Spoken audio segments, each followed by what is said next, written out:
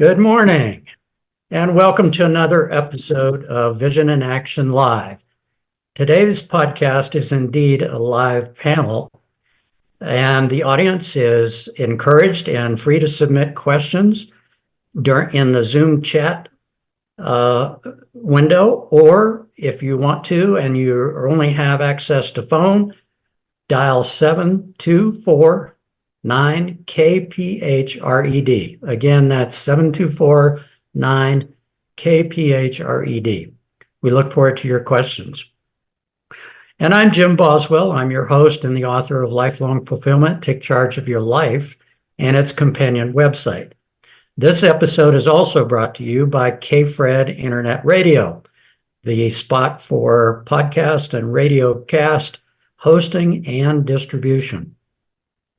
So this in Vision Action Live, we focus on the expert knowledge and solutions and processes that it takes to work on individual personal development. These are the building blocks that allow you to construct and live the complete vision of your best life. And so to do this, we bring you representative experts from every conceivable discipline that can inform your thinking about your own journey toward lifelong fulfillment. Welcome, everyone. So today, our panel discussion is about psychometrics and personality profiles with Dr. Michelle Maidenberg, Ms. Wendy Sellers, and Ms. Grace Simon. And I will take this time to introduce the three of them to you. I think you'll enjoy this. Dr. Michelle Maidenberg is a Ph.D., a licensed clinical social worker, therapist, blogger, TED Talker, and also the author of Ace Your Life, Unleash Your Best Self and Live the Life You Want. She is on the adjunct faculty, at New York University in mindfulness practice and serves on the board of directors of the Westchester Trauma Network in Westchester, New York. Welcome, Dr. Maidenberg. Yeah, thanks for having me. And the HR lady, Ms. Wendy Sellers, is an advisor, consultant, trainer, speaker in human resources, in business, and in leadership. And she too is an author. Her book is named Suck It Up, Buttercup. Boy, I really like that one.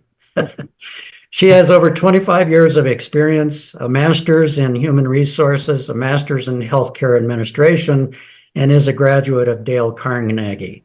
She is a certified DISC personality trainer. Welcome, Wendy. Thanks for having me.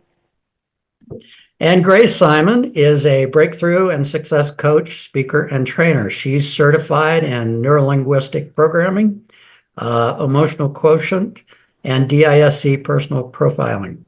Ms. Simon is credentialed by John C. Maxwell and a founding member of Dr. Robert Cialdini's Institute. Welcome, Grace. Couldn't quite hear you. Thank you very much. Great to be here. Oh, good. We got you still. Good. Well, welcome to all three of you. It's great to have you with us today to discuss this important topic. And as you know, in Vision in Action Live, we focus on personal development solutions in all its relevant forms. One of the challenges for us of being self-actualized Homo sapiens lies in understanding oneself in a more objective context than our emotions, acculturation, and institutions might allow. Knowing how to do it can greatly benefit us. So let's hear some background, which I will introduce, and what our guests have to say about that. So as background for the audience, we're going to look at an overall view of all the personality profiles that are available. And the reason to do this is that if we refer back to the Greater Good Science Center at UC Berkeley, they claim that outside of genetics and life's circumstances, about 40% of our individual outcomes can be influenced by our direct intentional endeavors. So that's where we're talking about handing you a set of tools and ideas to help you with your intentional endeavor toward lifelong fulfillment. So briefly, there's about 13 of them that we're going to bring to your attention, but we're only going to focus on some key ones today. One is Myers-Briggs. It's probably the number one best well-known and well-used personality profile. I'll get a little more detail for you in a minute. Another is the Values Inventory of Strength out of the positive psychology movement, which is a recent addition since 2000 by Dr. Martin Seligman. And then there's Dominance, Influence, Steadiness, and Compliance, which is the number two most used personality profile. And we have two certified individuals with us today for that. In addition to that, Lifelong Fulfillment tends to recommend that you look at two new things. One is the 3 dimensions of good life. This is research done by Shigeru Oishi at University of Virginia and Aaron Westgate at University of Florida.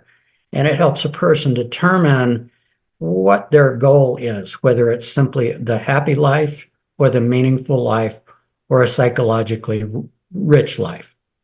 And another thing from the business realm we encourage you to look at is what is your tolerance for risk? In other words, how much are you willing to risk in your own initiatives to get results? Now, out of that, just to mention some others, there's the emotional quotient. There's the intellectual quotient, or IQ, as we all know that. That's generally a test of intelligence and so forth. There's one used for the astronauts called Process Communication Module, which looks at 6 dimensions, 4 characteristics that equate to harmonizers, thinkers, rebels, I like that, imagineers, persisters, or promoters. Kind of interesting. Another interesting one is the personality assessment system. This is the CIA's personality assessment tool by John W. Gettinger, and he uses some Wechsler scales around intelligence and skill sets to evaluate its potential candidates. And of course, one of the other popular ones that's out there is called the Enneagram, which looks at personality types in the terms of reformers, helpers, achievers, individualists, investigators, loyalists, enthusiasts, challengers, and peacemakers. So there are several other, I'm not going to spend any time on, they will be in notes that are returned to the audience, but I would like to backtrack to Myers-Briggs and just introduce it a little better. This has been around since 1944, based on Jungian principles, and it delivers 16 different personality types across 4 dimensions. To be specific, whether you're an introvert or an extrovert, how you focus your attention and energy. How you take in information is determined as either sensing or intuition. And how you prefer to make decisions, whether it's based on feeling and or thinking, and also how you prefer to organize your life, whether you use a judging criteria or a perceptive one. And this delivers a personality type that can be described and should equate to how you think, how you feel in all of these dimensions. Values Inventory of Strengths, to go back to that, is more modern. That's circa 2000, Dr. Martin Seligman. It provides 24 character strengths across the virtues of courage, humanity, justice, temperance, transcendence, and wisdom. And the oldest one of the bunch, from 1928, is there's 12 types assessed across the dimensions of dominance, influence, steadiness, and compliance behaviors. This is how we as individuals deal with problems, people, the pace of life, and procedures. It's kind of our style, whether we're introverted or extroverted, our preference for methodology versus fast-paced approaches, how we focus on people, and how we do relations and interpersonal relations, and how we function and work. So those are the ones that I wanted to make sure you had the details for. With that, we'd like to proceed on and talk to our experts here today. So I guess the first question to be asked of you is really how this is implemented and the validity of it in your practice. So maybe we can start with Grace here, and you can give us an idea about where this fits in your practice, what you use it for, who's a good candidate, and how big a part of your practice it actually is. Thanks so much, Jim. Yeah, it's absolutely fascinating. I wear a few different hats. I'm a city councilor and I'm a realtor along with my certifications. So when it comes to the disc profiling, I have found it incredibly helpful and fascinating when I've had to navigate a new spectrum of sitting in a council meeting, in a council chambers, and we're having presentations and with dealing with a mayor and councilors from all different walks of life. So being the disc profile really has helped me to anchor in who I'm speaking with, how I move my body, how we interact, really gaining that rapport with my council colleagues and mayor. The desk profile has been very, very helpful in that respect, just on a personal level of learning to navigate being in a new environment and having an understanding of how to interact. With real estate, of course, I'm in with a lot of teams. I'm doing a lot of coaching and training with realtors and with teams. And so on the individual basis of a realtor new to the industry, hasn't really had any sales training. They get their certification, but they don't have any sales training whatsoever. Learning the DISC profile is primary, in building rapport. It's such an excellent tool for, to know who you're speaking to, whether you're over the phone or face to face, right? Or even interacting with your own family members. It has been my number one doorway into teaching our salespeople how to navigate the new waters and even the old waters, right? Salespeople that have been in the industry a long time have never really been engaged in this model of learning of behavior. And once they learn it, they're like, wow, this is a game changer for how I'm interacting and with my clients and understanding why they don't respond or why, how much information I give to them and how little information I need to give to them. Okay. And in your coaching practice, do you wind up asking your clients to engage this if they're not aware of it? Absolutely. It's actually the first place that I start with is I send them an assessment for them to learn their own personality style. Because a lot of clients that I have that come to me have, family issues, relation issues, and it really comes down to a misunderstanding with your spouse and your children. And so when we do this assessment, we start right off with helping them to understand themselves. We can't change our lives unless we have a greater understanding of who we are and how we may be coming across to other people. So I start with that DISC assessment, and then we move into their values, what's important to them, because their values is what's driving their behavior as well. So it's a real combination of knowing your values, how they're working for you and against you, and knowing your personality profile and how that all is playing out for the better, the greater, or the challenge of what they are going through and why they're meeting with me. Yeah. So, Michelle, maybe you have some comments about your practice and how this fits with you. So I don't actually use any of those assessments. I use something else.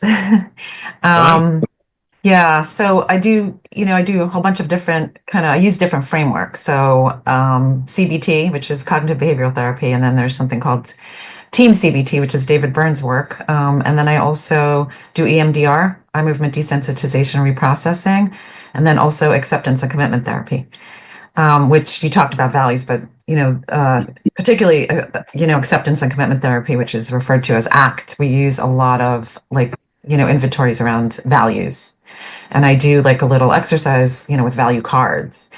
So Burns, particularly David Burns, the inventories that I use is I do a pre and a post, before session and after session. And basically it's a depression and anxiety checklist.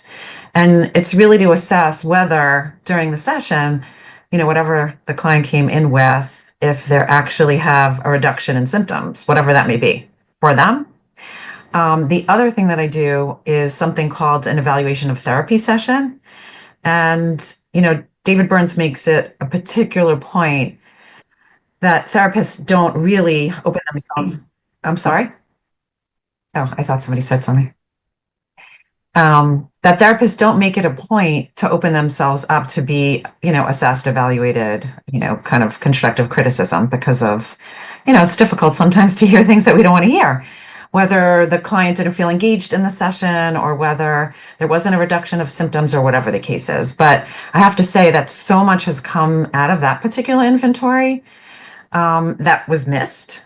So if I then evaluate, a patient at the end of the session, I'll say, and again, it's a list of questions as well, about engagement, about its usefulness and helpfulness, whether they got specific skills and tools, et cetera. So sometimes I remember, I'll just give one example.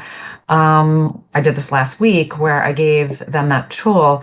They filled it out and they said to me, during the session, I felt a little hopeless at times because you were being very encouraging and you were saying that I can challenge myself and work through this. And I wasn't really feeling that way. I was feeling discouraged. And again, totally, like I didn't see any, outward, like for example, body language that expressed that. She did not express it to me verbally. And I always check in. But when I said, are you finding this helpful? She just said yes. And I just took it as is.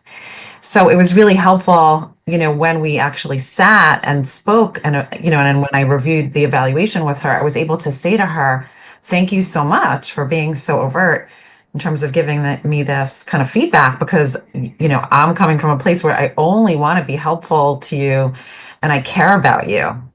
So again, it improves upon, the relationship as well. And it shows my commitment to this particular client. So that's just examples of things that I use in my own practice. Interesting. Thank you. Thank you. Wendy, perhaps you have a few things to share with us. Sure. I'm coming from an HR aspect. I'm the HR lady. I've been doing HR for over almost 30 years and I'm an HR consultant. So when my phone rings all day, every day, it's usually a manager or somebody in HR at one of my companies, one of my clients that are saying, I have a problem child, help me. And that problem child happens to be adults, right, in the workplace that think HR is their babysitter. So they're calling me for help. And often what I find is it's same as the other two. It's usually like a miscommunication.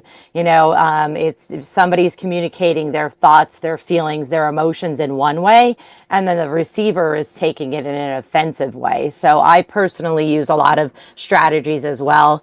One of the personality assessments that I do use is the DISC assessment, which is a derivative of Myers-Briggs. And I just like it because it's easy. It's 4 letters and most people could understand it, even though there's a combination. Once it starts getting all those complicated other assessments with many numbers and letters, my eyes start rolling back. So I'm like, I want something as small and simple as possible because I am a very direct, dominant, self-insured, direct person. And that's the way I'm going to operate with my staff or my clients. And so, many times when my phone rings and they're saying, I have a problem child, or we're having a conflict, oh, we need to terminate somebody. I'm like, whoa, hold on here. Let's just do some assessments first, and maybe we could help improve the communication. I've even used the DISC assessment in my personal relationship to make sure that we are, changing our tune or our communication accordingly, instead of saying, oh, this person doesn't like me, or this person is upset with me. And it's like, no, this person is possibly afraid of your personality. I get that a lot. If anybody else that is listening is a dominant and direct person, you understand what I'm saying. We tend to offend a lot of other people and not mean to. So the DISC assessment, when I first took it, when I was attending a group course, I was like, oh my goodness, I need to get certified in this because this 20 minutes into this program is changing my life already. And now I know as an expert how to just, look at somebody's body language even and say, okay, this message is not going over the way I want it to. So I need to maybe zip it and listen to other people or get somebody else on my team to deliver the message in a manner that's more appropriate.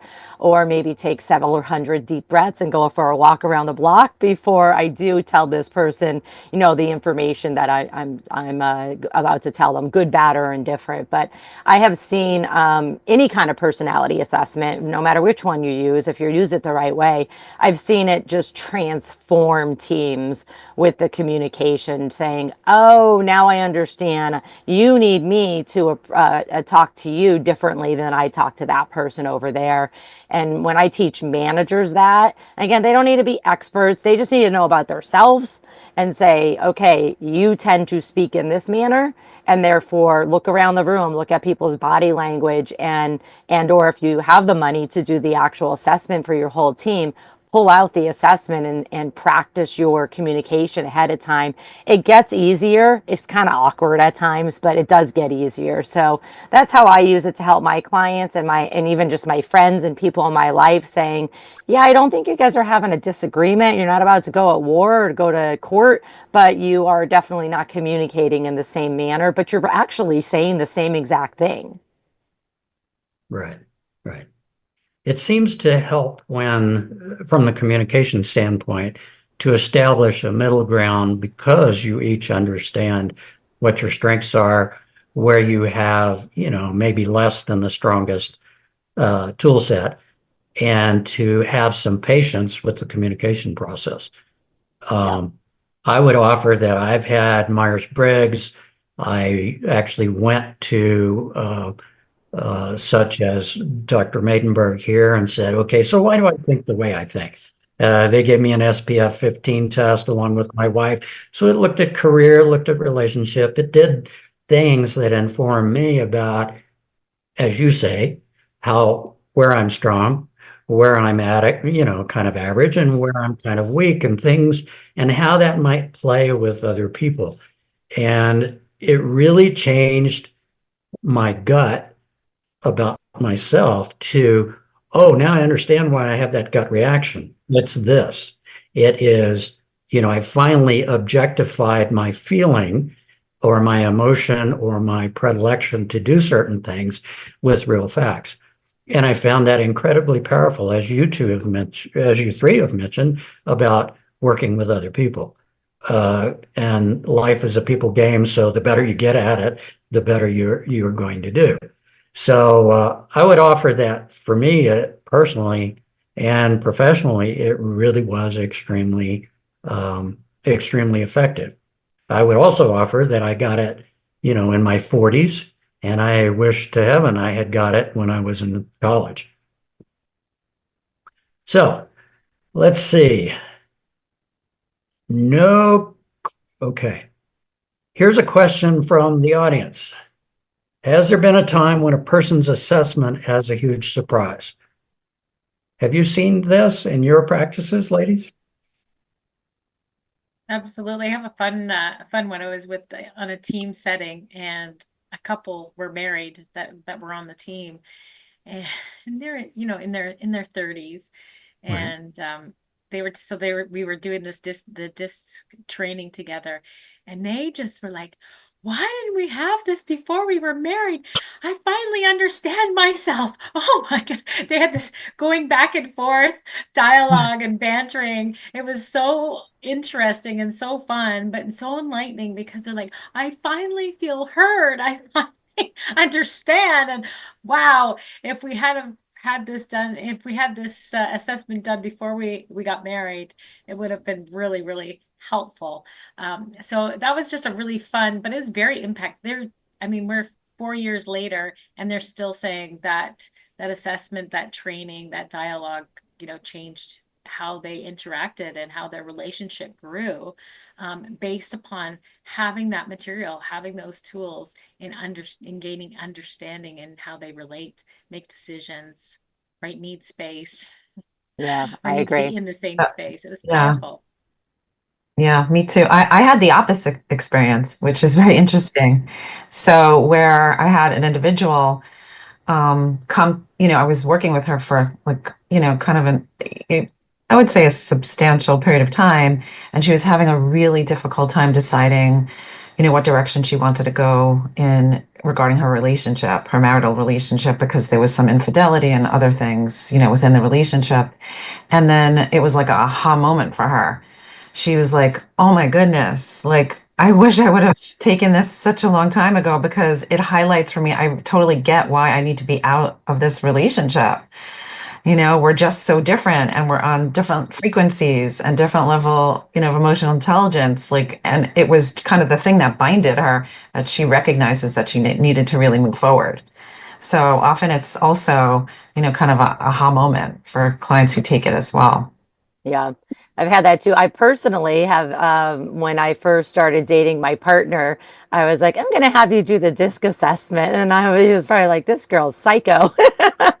And I was like, no, there's a reason why, I'm dominant, I'm direct, and I'm fast paced and assertive. And I want to make sure that our communication, we learn how to communicate better and that I don't scare you.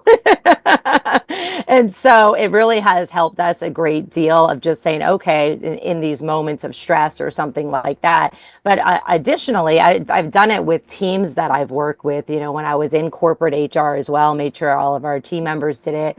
And we would had some really good laughs about it. But then when push comes to shove, where you're going through a difficult project or time or, change through COVID, whatever it might be, it's pulling back those assessments. Again, no matter what assessment you use, I just happen to use DISC, but it's a derivative of Myers-Briggs, of just reminding everybody on the team, regardless if they're a leader, a manager, or frontline employee, making sure that they know, like, okay, we're going through a stressful time here. Remember our assessments and how we are to communicate with people. But then on top of that, remember our company values, which we were talking about earlier, is, just making sure everybody still uses their company values in the workplace.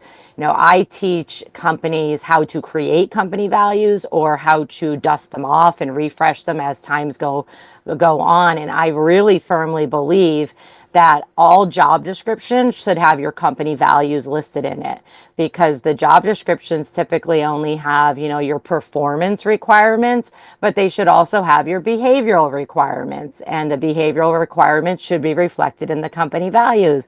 Unfortunately, I see all too often the company values are just values created by a marketing and sales team to sell stuff. And they forget that, no, we have to sell this to the employees. And nowadays, more importantly, or equally important, is candidates. And so candidates are looking at their company values. And so you should be putting them in your job description and then holding people accountable to their behavior, whether you're using behavioral assessments or not. And so it kind of all like goes together, with the how do we communicate with another human being, whether we're being forced to because we're on their payroll or because we're living with them. Wendy, I love that. I Thank love you. what you said about having, the list of values and the job descriptions. That is like Yeah. so powerful. And Yeah. they should be, spelled out. They're often just one Yeah. word, and it's Yeah. like, well, if you just have the word respect in your job description, respect to you and respect to my company might mean two different things. And Right. respect to somebody with a PhD versus, maybe not in education. And a little side note here, I always want to say I literally just did two presentations yesterday and today on emotional intelligence and empathy and IQ. And just because you have a high IQ doesn't mean you have high emotional intelligence. There was a study done in that in the 70s, and it stays, it's still the same. Just because somebody has a PhD doesn't mean they have emotional intelligence. So we still need to hold them accountable and possibly teach them, how to behave in our environment. And just to add to that, because I always tell my clients this, I think people also get confused because you could display emotions, right? But not necessarily be emotionally attuned or emotionally intelligent. Like there's Right. so many different components and aspects to it. Like there's a difference between attuning to another human being and being relational, Mhm. you know? So it's complex, but important, especially in any kind of job that you have. Absolutely. And the one other thing I just wanted to say about IQ is that in that same study from the 70s, again, people with average IQ actually outperform those with high IQ 70% of the time. So it's not just about those GPA scores and things like that. Now, I have two master's degrees, and I'm like kind of going back, I'm like, did I really need them? I probably could have learned, saved a bit of money there and just learned from people like yourself. But that's neither here and there. So just, as the folks that are listening that are managers and leaders and running businesses, do take this into account, that it's not just all about GPAs. You should be interviewing and giving feedback and asking review questions based on emotional intelligence and empathy, not just on IQ. Can they do the job, and then can they get along with other people? Because they might be the smartest person in a room, but if they can't get along with their coworkers or their customers, they got to go. Right. So we have another question, and I'm going to kind of paraphrase around it. One of the things that is interesting is, in your experience, how receptive clients and peers and bosses are to the concept of, a personality profile and its derivative value. Specifically, after that question, I kind of want to know, is it different between the generations? Are 20 somethings or 40 somethings, the retirees and so forth. What do you see, and how do you experience that in your own practices? Grace? It's interesting. Well, it depends on their personality, who the manager and the leader are. I'm finding, like, my husband, for example, my wonderful husband who I love. So I'll just use an example. He's a general manager of a dealership. And so he's talking about sales and different departments. And so when I ask him to do a DISC assessment, he's done it in the past, but with other people, when I ask him to do a DISC assessment to help, navigate some of the things that I'm hearing, he's reluctant. He is reluctant because of his personality profile, right? If he was in high I, it really depends. If you're a fast paced DI, we're all game, we're interested. We want to know. But the different personality, more slower pace, conscientious, systemized, they're very reluctant because their greatest fear is criticism. So my coach will say, you won't get your husband to allow you to do an assessment or go into the workplace and help do any coaching. Like, just put that off the table. He's not having you come in because he's going to be so concerned, right, about that being criticized or things going, something coming against you. He'll be wanting to protect you and keep you from anything going to bay. So yeah, it all really depends on who is leading the ship in the department, in the team training, of how open they will be. So it's all in how we approach this. I did an EQ assessment with a non-for-profit women's center, and that was really challenging. I don't know. It really gave the other ladies will be able to contribute to this one, but it made me very reluctant to ever do another EQ training. Again, I'll stick with DISC because it's more interactive and more EQ because it's about your emotions, right? It's about how you relate with other people. There was just major fear and major pushback in that process. So yeah, it just depends on your environment and knowing exactly where you're going into and who's leading it. So judgment and emotions about your emotions. And knowing who you're going into, a room full of women on a non-for-profit, EQ is not a good one to do as a group. Yeah, and if I may, to answer the question about generations, just because I do a lot of training on generations, don't put people in boxes. That even when we're talking about today of the personality styles, if we're talking about DISC, which is dominance, influential, steadiness, and conscientiousness, still even then, if somebody else came and did an assessment and ended up, I'm a high off the charts D. For a little bit, I was DI because I had to do a lot of sales, but then I was kind of forcing myself to be there. But if I ran into somebody else who was also off the charts D, we're not going to be exactly alike because of our background, because of our life experience, not our education, our life experience. And so there's been a few times when I first got assessed many years ago when I fell in love with DISC, the person that I was grouped up with in that class was also off the charts D, but then we read our reports, we actually were not identical, and we were nowhere clear that we weren't near the same age at all at that time. I think she was probably like 15, 20 years older than me, but we got along. But I'm like, if we had to work together, even though we're the same, we'd probably be at battle all the time because we both wanted to be in charge, right? So don't judge people on their age, on their personality, on their, their experience. You have to take every person as a whole. I do think, the youngest generation right now is probably a little bit more receptive, but maybe 4 people aren't, right? And so it's about, why are you asking them to take the assessment? If they're saying, I want to learn more about myself, they're going to want to do it. If you're forcing them to because they're in trouble, of course, I'm the HR lady, right? They're going to be like, I really don't want to do this. Well, you have to do this in order to stay at this company. Okay, I'll do it. So it's a matter of like, why am I doing it? What's the why in it for them? Am I forced to do this, or is this going to let me learn something about myself and my team? So it's always about the why, no matter what age you are or where you're at. For some people, it also might be the cost. So if the company's paying for it or somebody else is paying for it, that might be, a better thumbs up there to get them to do it as well. Yeah, I think people also are afraid to be pigeonholed, because I think that's what we do in today's world and society. Unfortunately, there's a lot of that. We like to put people into categories. We like to diagnose them into specific diagnoses, and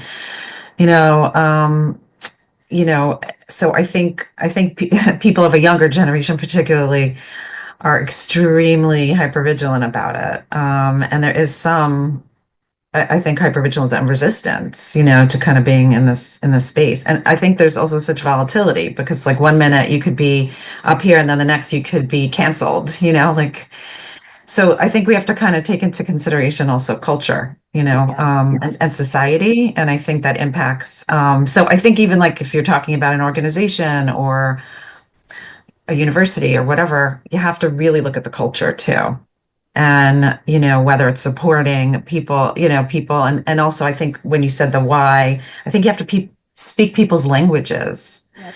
Yeah, you have to understand, again, what people's values are, what's important to them, what they're hoping to accomplish. There's like a lot of components to take into consideration. Mm-hmm. So I noticed here, and where they do a lot of continuing education, that there was a greater interest, and possibly a negative interest, a greater interest around positive psychology and the values assessment, as opposed to, say, Myers-Briggs as a benchmark, or DISC. The inference that I got was Myers-Briggs and DISC were maybe a little too strict, maybe a little too determinate, whereas the positive psychology felt better. Maybe you have some ideas about that. But I was kind of surprised that was so important to some. Well, I think it's because it's strength-based. It's coming from a strength-based kind of perspective, Right. Rather than what I said about like kind of pigeonholing and looking at what's wrong with people. It's really kind of looking at their strengths. And I think it's just a more empowering, it just feels a little bit more empowering. It feels more humanistic. Yeah, and it's like more of the positive reinforcement and looking at people's strengths. And I think I feel that it connects more to people and being their best self and feeling that they're good enough and they're whole and they're worthy and all of those wonderful things. Mm-hmm. All right.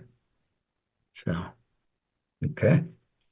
So it sounds like I heard a little bit of personality profiling before marriage might not be a bad idea. Not even marriage. I'm gonna add. Yeah, I'm going to add to that. People need to do their attachment style. Like that is really important. Yes. Okay, so explain that now. Attachment style. Go ahead. Oh gosh. Yeah, that is so helpful. I wish I knew about it long ago. I unfortunately, learned about it, more recently, but yeah, because it really speaks to, we all have some underlying childhood, I'll say trauma, and there's little T's and big T's, but to really understand kind of our relationship, our early attachment wounds, this gets recapitulated in our relationships inevitably, because we're always trying to heal the part of ourselves that's wounded, and we do it through our relationships. So we're always going to find people and be drawn to people where we could heal. But sometimes, unfortunately, right, it only repeats patterns of behavior. And the very things that we're trying to heal, we actually get re-traumatized. So if you understand what that core, so I've discovered, like, for example, for myself, that I am more of an anxiously attached person. And it makes so much sense to me why I seek out certain relationships, why I am the way I am in certain relationships. It just really opened my eyes in so many fundamental ways. And then when I feel, let's say, the anxiousness come up for me, instead of like berating it or, or judging it, I could just be like, oh, there's that like little girl, that wounded part that's kind of creeping up. And how do I want to behave? Like, if I want to lean into my values, what is that behavior going to look like, rather than reacting and acting for my thoughts and feelings? It's really helpful. Sounds it. Sounds it. So another thing that Wendy has perhaps been the strongest about is that, a lot of these self-knowledge tools are part of regular operations in businesses. In fact, early on, that's where I got a lot of my exposure, because the business I was in was interested in me being able to be more effective on multiple fronts. And to do so, there was a knowledge base that I came to the training with, but it didn't include all this other stuff. And the thing that I found amongst myself and my peers who would take these trainings is very few of the people that took it actually implemented it for very long.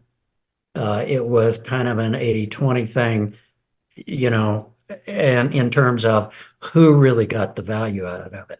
I like to think I internalized a lot of it and have used a lot of it to great advantage. But I also saw other people who said, okay, well, this is just part of the job.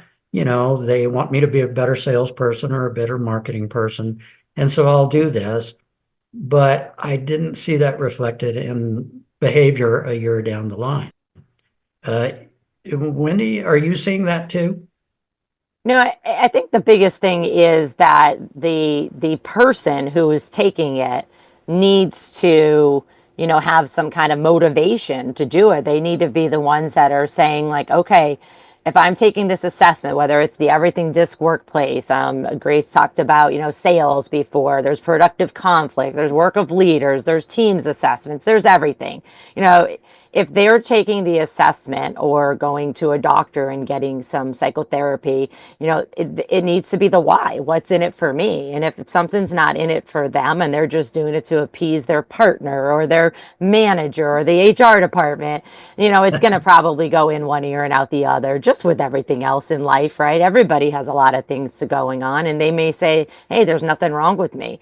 The biggest thing that I try to teach people when they're interested in any kind of assessment is there's nothing wrong with anybody's personality. Okay, there might be a little bit. They might be violating some kind of company policy or value or rule over here. But besides that, there's no right or wrong personality.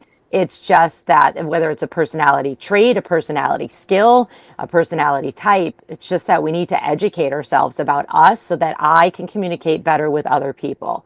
And so it's how you sell it. It's really how you sell it to your employees or to the people that you live with to say, this is going to help me communicate better with you if you take this assessment, versus you are the problem and you need to take this. So when you're pointing your finger at somebody, you've got a bunch of fingers pointing back at you that say you might be the problem. And that's what I write about in my book, Suck It Up, Buttercup. Be a leader people will follow willingly. And, that sometimes we're part of the problem, and that's okay. We just have to admit it and get a little education and move on. Right. Right. So we have another question here. Do any of you see trends in assessments? In other words, we talked about, maybe positive psychology being more acceptable, say, as opposed to Myers-Briggs. Do you see other types I know Dr. Maidenberg is using a whole different set, but maybe that's more associated with the kind of work you're doing as opposed to coaching or whatever, or training. Um, what trends do you see, if any? And how effective do you think some of the tools out there are actually?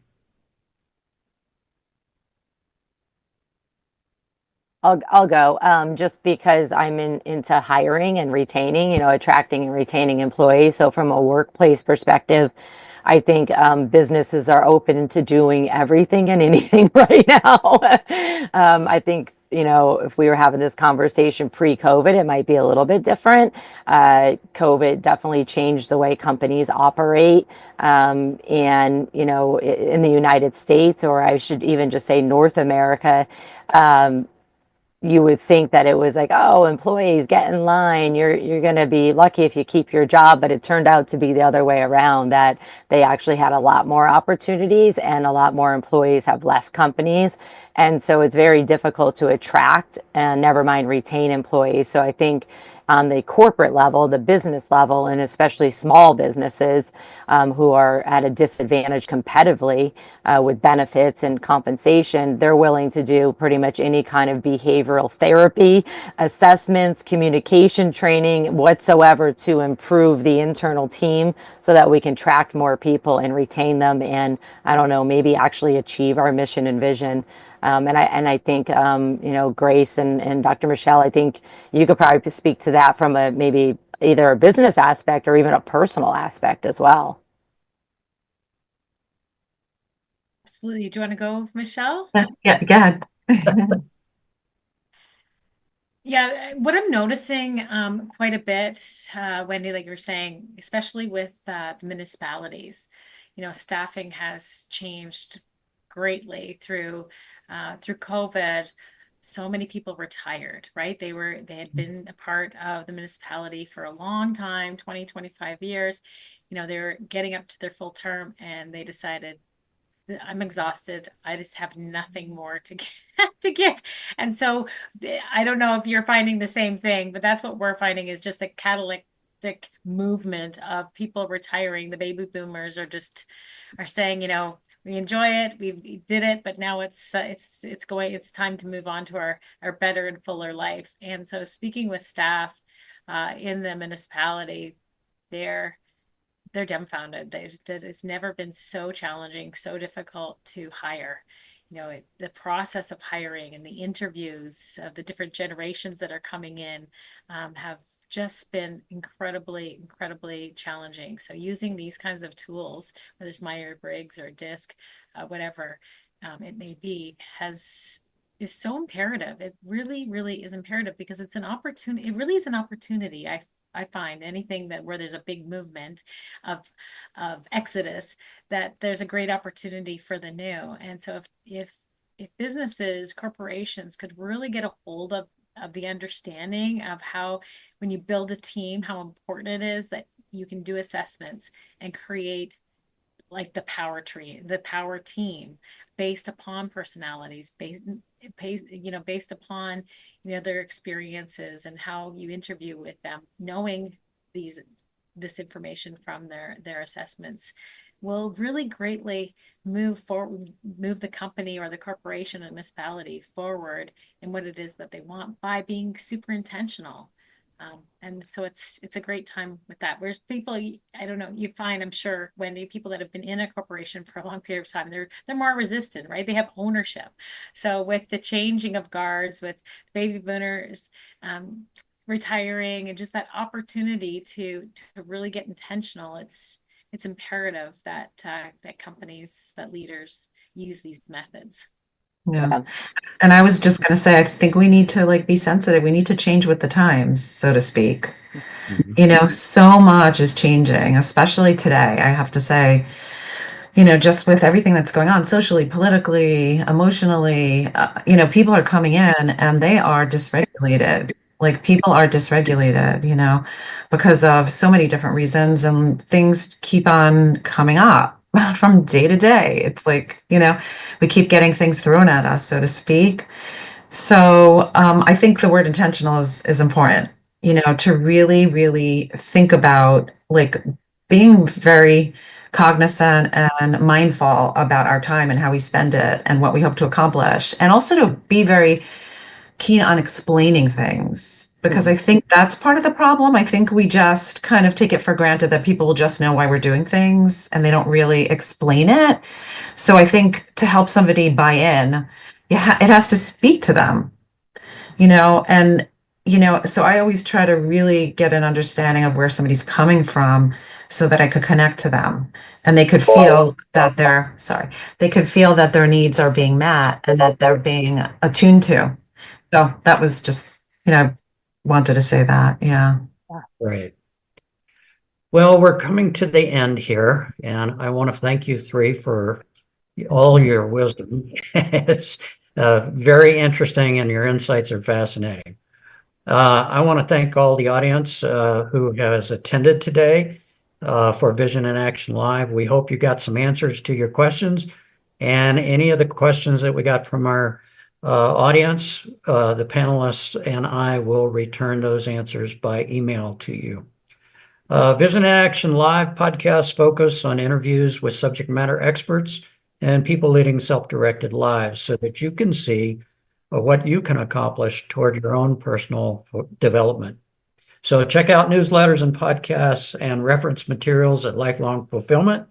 Thanks again to K-Fred for their hosting of this live.